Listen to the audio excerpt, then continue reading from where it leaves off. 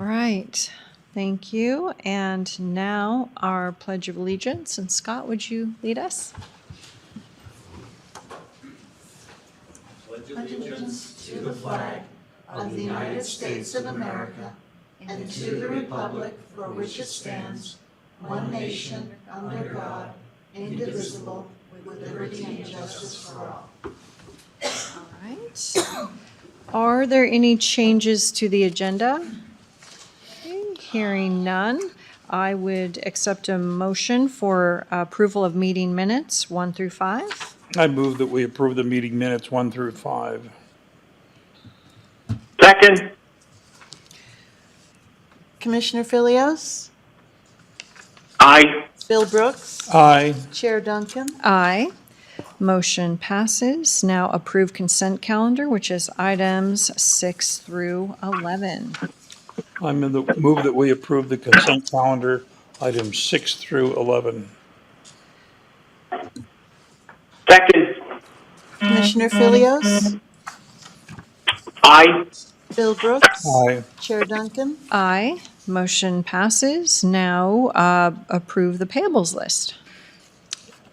I move that we approve the payables list for the week of October 10th through 14th, 2022, in the amount of $1,677,900.98, and jury panel payments in the amount of $4,339.67.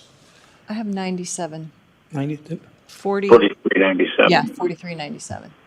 jury panel payments Yep, 43.97 and 67 cents. Yep. and 67 cents. Yep. Okay. Okay, so we're seconded. Second. Commissioner Filios? Aye. Bill Brooks? Aye. Chair Duncan? Aye. Motion passes. Item 13, Solid Waste and Sheriff's Office MOU. And our Director, John Phillips for Solid Waste. Good afternoon, Commissioners. John Phillips for the record. The Solid Waste Department, the Sheriff's Office, and Legal Services have worked together to prepare this memo of understanding in regard to law enforcement related to our rural collection sites throughout the county. In summary, the Solid Waste Department has agreed to pay the Sheriff's Office $92,957 in fiscal year 23 to cover the cost of one full patrol position. This fee would be our annually recurring fee and adjusted as necessary each year during the budgetary process. Sheriff Norris and I have already both signed this agreement, and I'm now asking and bringing this before the board for your final approval. This service was budgeted for, and the department does have the funds to cover this. Thank you. Chris, questions? Nope, I'm fine. Okay, Bill? No. All right, motion? I move that we approve the solid waste and Sheriff's Office MOU with Kootenai County Sheriff's Office and Solid Waste. Second. Commissioner Filios? Aye. Bill Brooks? Aye. Chair Duncan? Aye. Motion passes. Item 14, Jail Camera Project Contract and Access Unlimited and Information Technology, and our IT representative, Grant Kinsey. Thank you, Commissioners. Grant Kinsey, Network Administrator. This is a contract we were working on for quite some time. We had it drawn up with the aid of an engineering firm out of Portland, PA Engineering, and got it out to bid, had responsive bids, ran it through legal. It's been awarded to Access Unlimited. Legal has looked over the contract. We've sent it to them. They've signed it. Their legal team is in agreement of it. So the last step is just have the board sign it, and then we can get going on construction of the project. About how long are you looking? It's kind of hard to tell at this point because supply chain is just such a mess. We did receive the servers for it already, which was one unknown. So now it's just the cameras. Obviously, the company was hesitant to start too much procurement without a signed contract. So they'll start immediately, and hopefully we'll have it going within. They feel once we have the cameras, it's only about a 2 to 3 month project. So, Okay. my understanding. So. Thank you. Chris, questions? Fine. Bill? No questions. Motion. I move that we approve the jail camera project contract with Access Unlimited and IT. Second. Commissioner Filios, Aye. Bill Brooks, Aye. Chair Duncan. Aye, motion passes. Item 15, signature needed on license agreement for FY23 Ameribend, and this is our Human Resources Director, Sylvia Proud. Good afternoon, Commissioners. I am requesting the approval of the annual renewal of our agreement with the Maribin, and it's a budgeted item and has been reviewed by legal. What that does is it gives us access to salary survey data and benefit data through Northwest Data Exchange, and we have been a participant in it for several years. All right. Any questions? Yeah, how much is that for? None. $2,500 a year. All right, motion? I move that we sign the license agreement for FY23 with Ameribend and Human Resources. Second. Commissioner Filios, Aye. Bill Brooks, Aye. Chair Duncan. Aye, motion passes.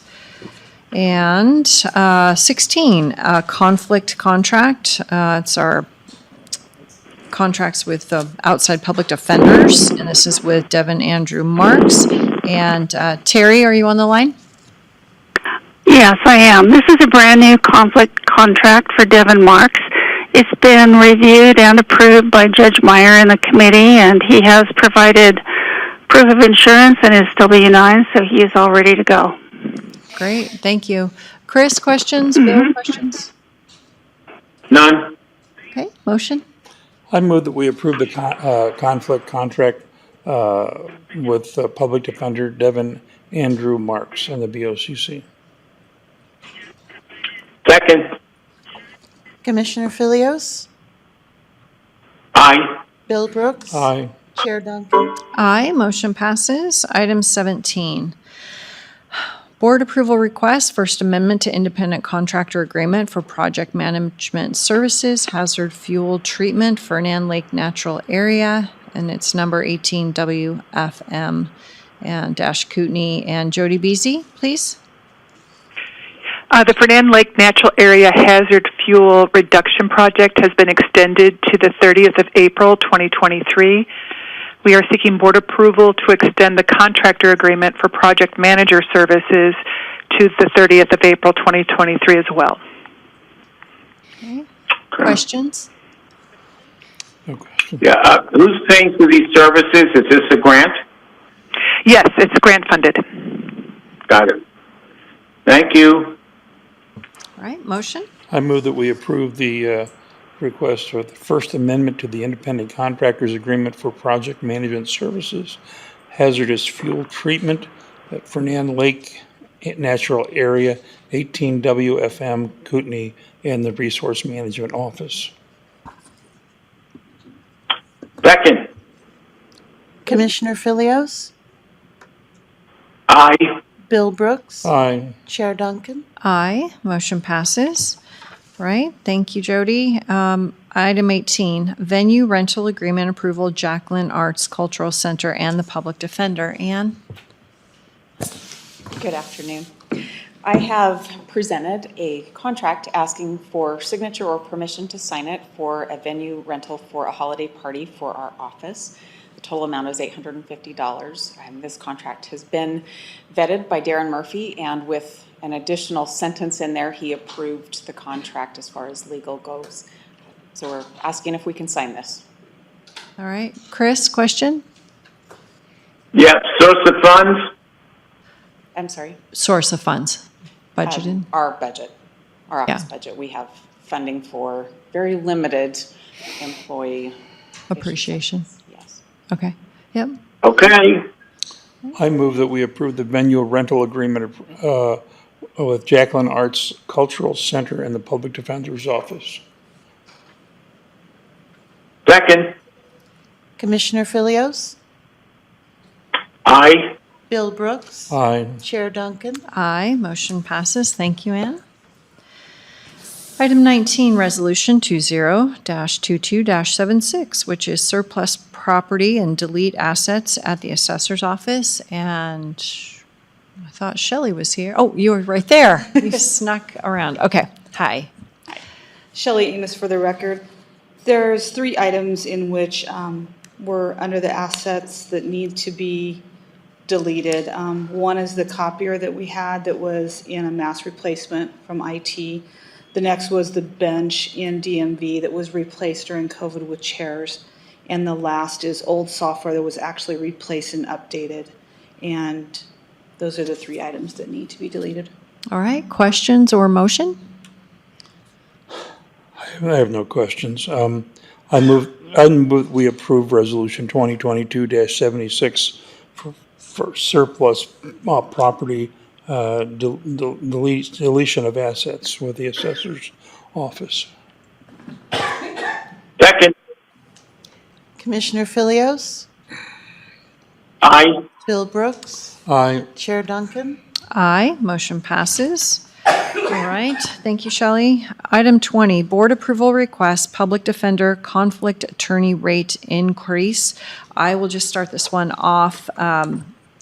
There has been much discussion in the last few months, but it did not make it in time for the budget. It was actually a little bit premature because we did not have all the information that we did now. So it has been, Scott, when did we meet with Judge Meyer? Was that August or September? Yeah. Mid-August. Yeah, so we had trouble recruiting and retaining the contract public defenders.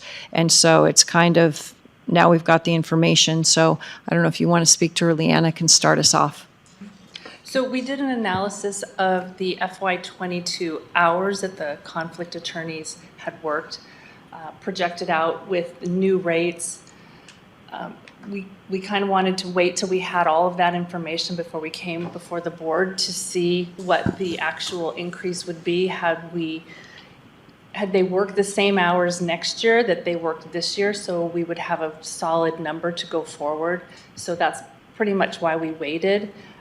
What we have before you today is a request of an increase of $380,000. That is a rate increase to $150 an hour for all category cases. That also includes an increase for the paralegals from $35 to $50 an hour. So that is included in there also. Okay. Did you have anything to add, Scott? Generally, we are, the public defender conflict team, we meet at least once a year. We met in late September, early October. And the feedback we got from the team was they're overworked, they're underpaid, and they have different access to ancillary services than the public defenders have. And that has all led to just a real bad morale, generally. The overworked part is, I think Devin, that you approved today, every horse helps in the pulling on the team, but I think that'll make us 13 attorneys. We've lost 2 or 3 or 4 for various reasons over the last couple of years, and we haven't been able to fill with new bodies to have a full team. Underpaid part of it is these guys and gals are getting, I think it's $95 to $105, $110 an hour. The fair market value for felony level criminal defense work, as well as complex misdemeanors, as well as child protective stuff, is in this community is anywhere between $250 to $350 an hour. So an average is about $300 an hour if the county was going to go retain private counsel, or if private counsel was taking these cases. So they've been working at about 1/3 of the fair market rate at present. Our percentage of cases that come to the PD conflict program has increased. It had been generally at about 8 to 10% per month that the PD's office was sending us.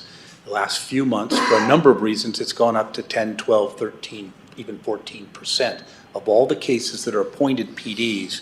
We're getting that many that the conflict program has to take. There's 2 reasons. One, there are actual ethical conflicts within the public defender's office. Under the Idaho Rules of Professional Responsibility, they cannot ethically represent 2 people that have the same transaction or occurrence and may have differing legal rights within that situation. But what we've come across in the fiscal year 2020-21 is because of the public defender's problems with staffing and their workload increasing, of course, as the population and crime continues to grow in the county, that the public defenders and Taylor's office has declared an overflow conflict, i.e., Ann Taylor and her office has made the decision that in many cases, there's no actual ethical conflict, but the public defender's office has insufficient staff to be able to provide the constitutionally required criminal defense. So we're getting those cases as well. The lack of ancillary support is not a direct issue before the board, but it fits within this context. The PD's office has access. They have a full-time or maybe 2 social workers. The social workers interface with clients. They set up treatment for clients. They set up pre-trial or post-trial evaluations, sexual offender evaluations, substance abuse evaluations, psychological evaluations. And the logistics of that takes a lot of time to get those clients into the services or the assessments that they need to be able to deal with court.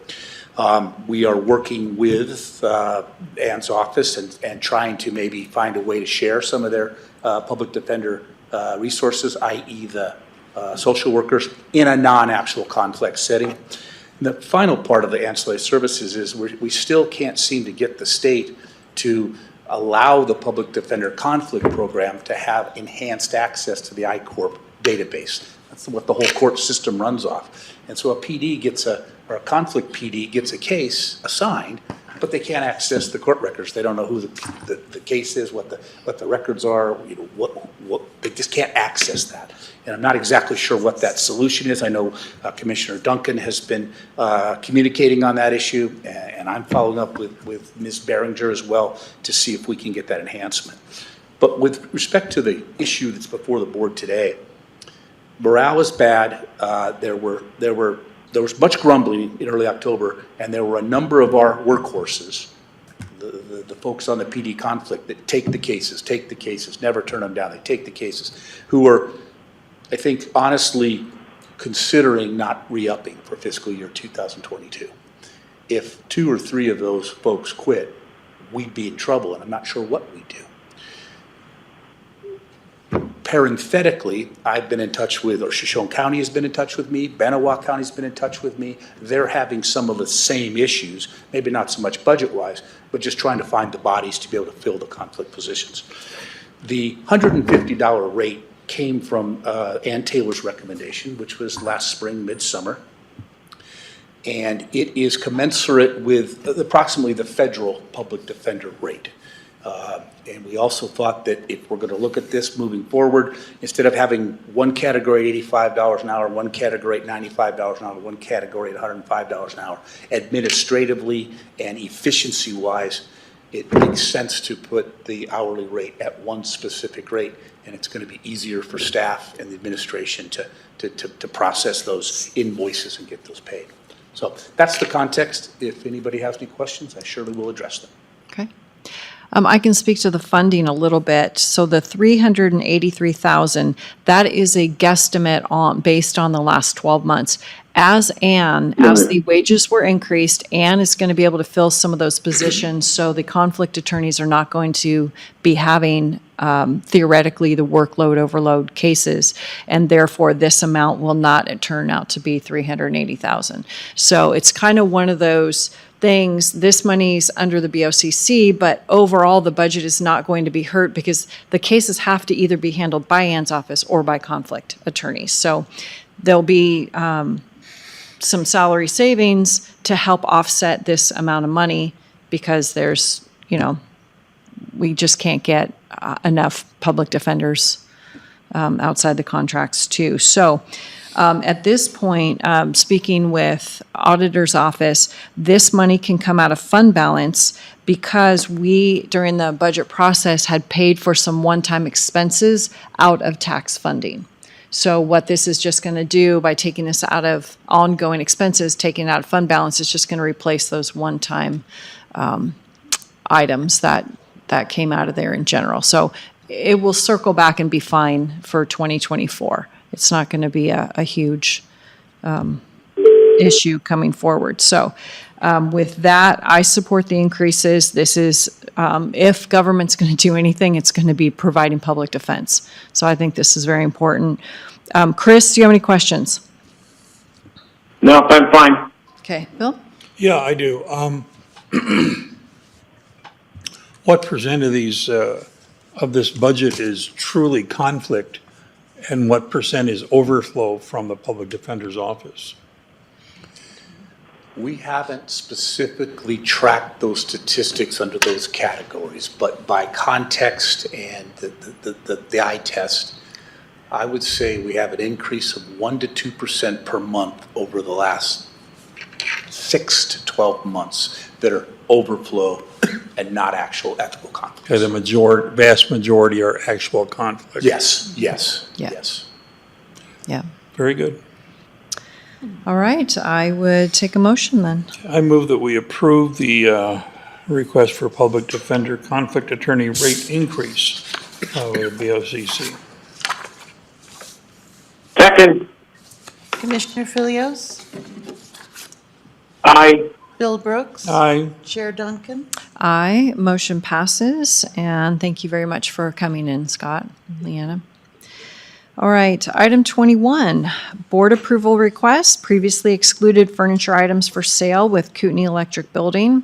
On the last field trip out there, it appeared that there were some things that would benefit Kootenai County and also benefit Kootenai Electric from not having to move those items. So unfortunately, Nancy and I have not finished our analysis, but what I would suggest is approving kitchen items like the appliances in all the break rooms. And I believe if we put a cap on about 25,000, that should cover everything we need.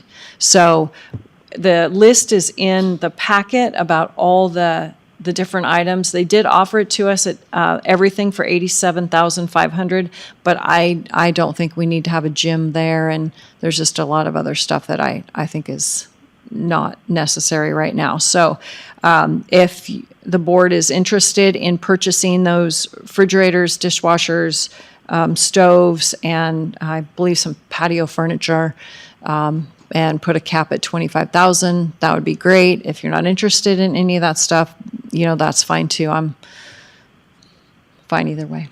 So what do you think we should do? Well, I think that if we say, I haven't looked at them all, so I'm not.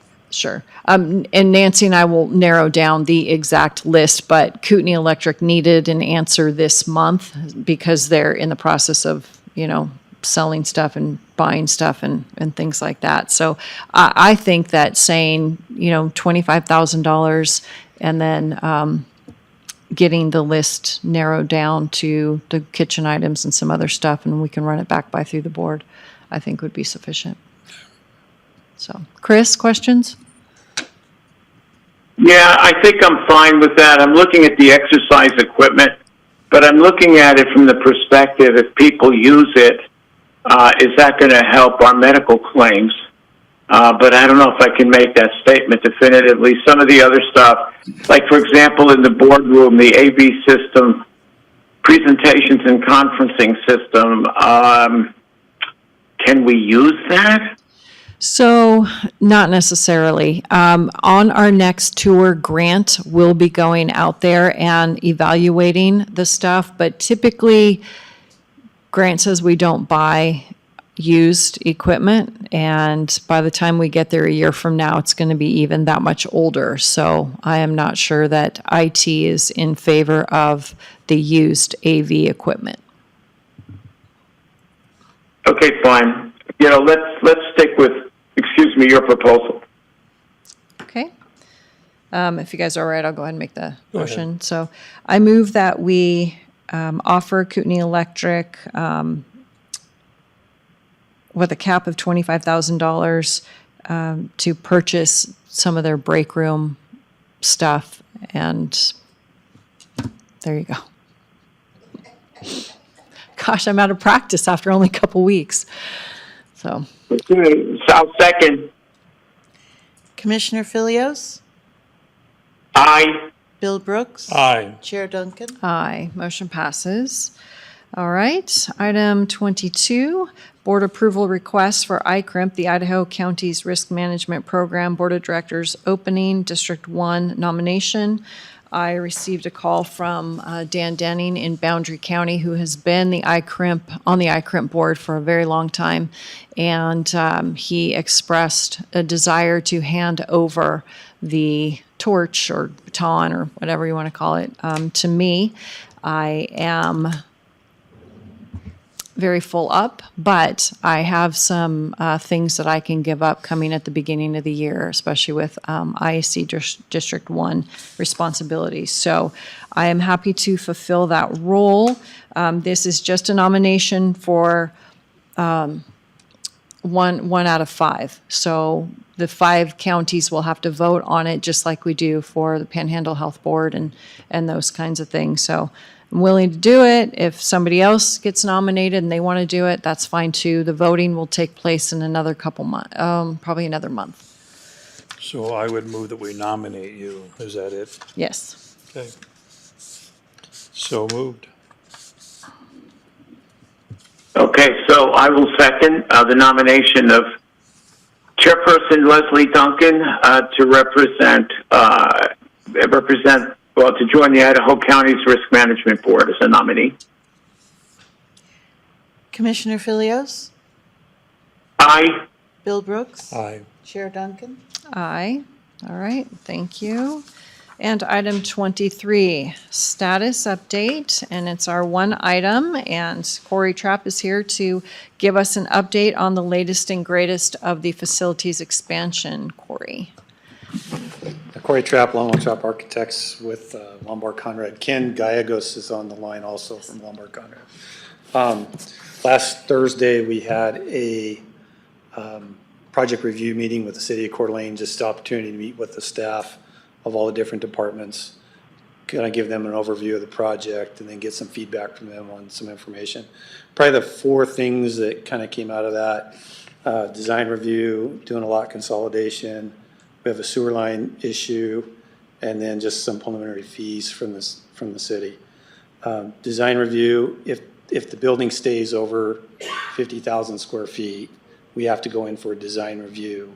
And it's about a 2 to 3 month process. You have 3 different meetings with the design review committee. We still have to meet design review standards if we're under 50,000 square feet, but we don't have to go to design review if we're under 50,000 square feet. So it's whether we keep the 4th floor or not makes us make or break that item. We're at 59,000 square feet right now. So if we take the 4th floor off, we'll be 44,000 square feet. The south property line is pretty much right against the building. We either need to do a lot consolidation or a lot line adjustment. The lot consolidation is the simplest thing to do. It just combines the parking lot behind the building with the lot that the building sits on now. It's very helpful to do that because it helps us on the north side property line. There's a 10-foot setback on the north side if we don't do the lot consolidation. If we do the lot consolidation, then we can build to the property line on the north side. It helps us with the entryway to do that. Okay. The lot consolidation is a real simple process. It's just one piece of paper that you fill out. It's pretty simple. The sewer line for the new maintenance building crosses Garden Avenue, goes through the middle of the parking lot, ties into a sewer main that all of these buildings all tie into. So what we kind of figured out is that we're going to have to probably cut up Garden Avenue, put a sewer line in for the maintenance building that goes down to Northwest Boulevard. Yeah, so we can abandon that piece of it, and then everything else can just connect the way it does. And then we've got some preliminary fees from the city on parking and sewer and things like that. That's based on the 59,000 square foot building. If it goes down, those fees go down. I think we would have some grounds for negotiation on some of the impact fees in regards to especially parking, since you helped build a parking lot across the street. So, Ken, I don't know if there's something you want to add to that or not. The other thing on the lot consolidation is it helps out with the fire rating on that south elevation as well. Okay.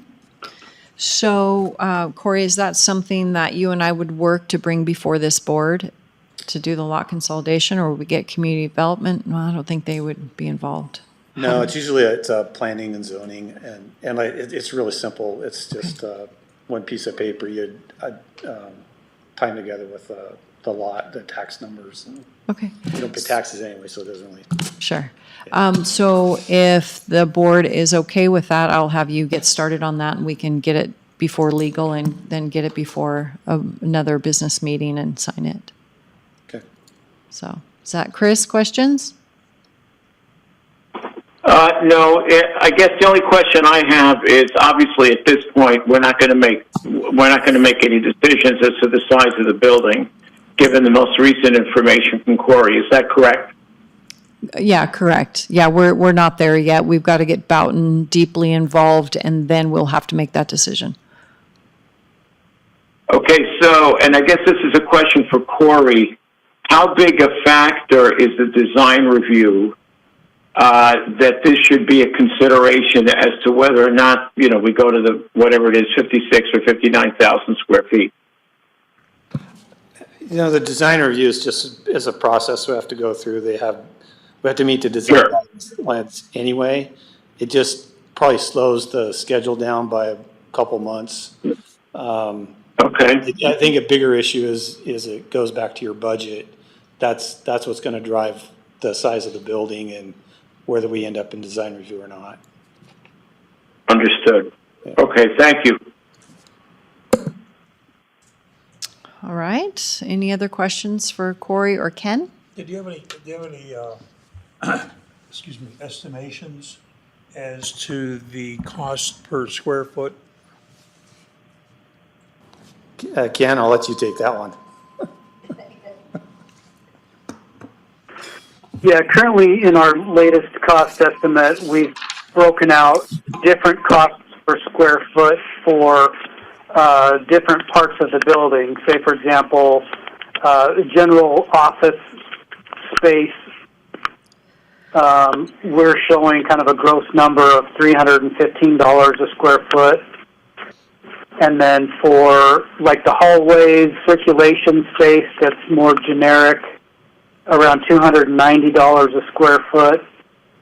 Some of the more costly spaces, the holding areas for in custody, court transfer, about $490 a square foot. The courtrooms themselves have a lot of stuff in them. We're showing them currently at $680 a square foot. I'm sorry, $580 a square foot.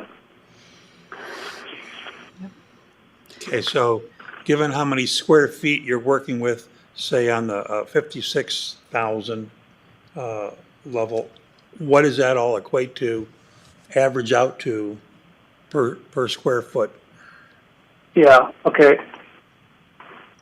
I wasn't prepared for that answer, but I have the square foot or my spreadsheet up here. Let me make a quick calculation. So just so you know that fourth floor, each floor is about 15,000 square feet.